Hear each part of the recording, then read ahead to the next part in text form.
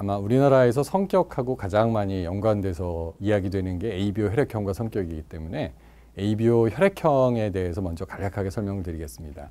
우리나라에서 A형이 가장 많고요. 그 다음에 O형, B형, AB형이 한 10% 정도 이런 순서로 되어 있습니다. 그런데 전 세계적으로 이렇게 ABO 혈액형이 골고루 분포되어 있는 나라는 거의 없습니다. 일본, 한국, 중국 이런 나라들에 불과합니다. 유럽 쪽에는 A형이 월등히 많고 B형이 거의 없습니다. 반면에 중남미 쪽으로 가면은 O형만 95%에서 99% 정도가 됩니다. 자, 무슨 얘기냐면 이렇게 ABO형이 골고루 있는 나라는 동양 일부밖에는 없다는 것입니다.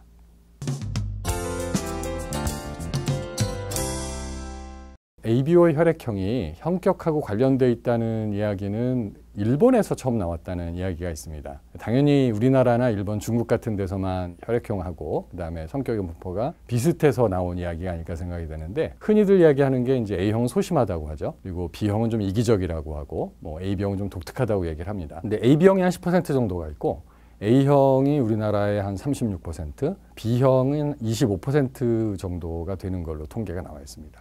자, 무슨 얘기냐면 저희가 느끼기에 소심한 사람이 한 40% 정도 있다는 얘기가 될 수도 있겠습니다.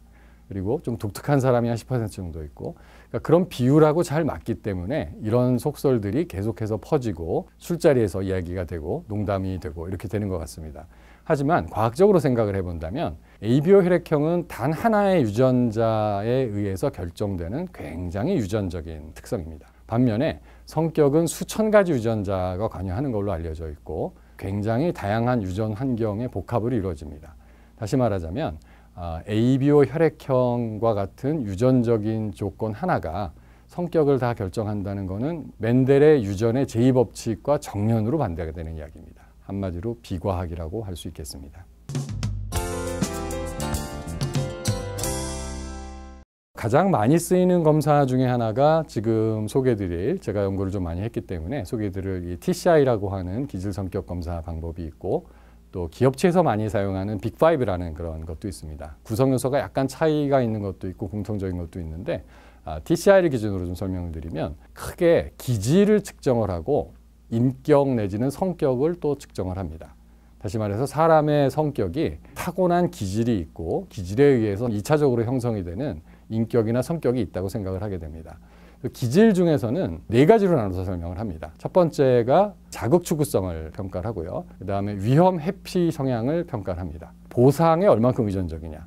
그 다음에 마지막으로 얼만큼 일관된 특성을 가지고 있느냐. 이런 걸 설명을 하고요. 그 다음에 성격에서는 자기 조절 능력, 협동 능력, 혹은 연대감, 그 다음에 마지막으로 자기 초월 성향, 이런 3가지 특성들을 설명을 합니다. 조금 쉽게 설명을 드리자면은 보상 추구 심리 같은 거, 이런 거는 어렸을 때는 사탕이 보상이 될 수도 있습니다. 성인이 됐을 때는 사회적으로 인정을 받는 게 보상이 될 수도 있습니다. 이런 기본적인 인간의 기질이나 특성은 변하지 않는다라는 이론에 근거해 있고요. TCI 방법을 통한 그런 결과들로 성격이 얼마나 유전적이냐 혹은 성격이 얼마나 변하느냐를 말씀드리겠습니다.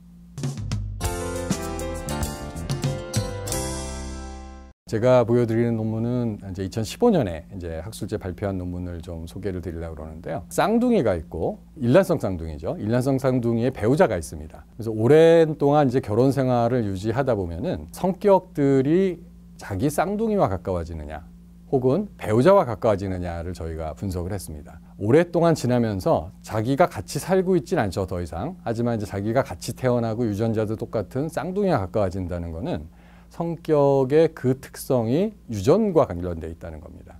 반면에 배우자와 점점 더 닮아간다는 것은 성격이 변할 수 있다는 가능성을 보여주는 굉장히 강력한 증거가 됩니다. 81분 정도가 쌍둥이하고 배우자가 같이 있었습니다. 그래서 81조합에 참여자가 이 연구에 참여를 하셨고요. 그 결과를 보고 저희가 굉장히 재밌다고 생각을 했던 게 아까 TCI에서 설명드린 기질에 해당되는 것들은 점점 시간이 갈수록 쌍둥이와도 닮아갑니다. 하지만 아까 성격 내지 인격이라고 했던 자기 조절 능력, 협동, 연대감 이런 특성들은 결혼 생활이 오래 지속되다 보면 배우자와 점점 더 가까워지는 것을 볼 수가 있었습니다. 물론 이 결과가 서로 닮아간다는 거기 때문에 나쁜 쪽으로 갔었을 수도 있습니다. 하지만 어쨌든 변할 수 있다는 가능성을 보여주는 결과라고 생각이 됩니다.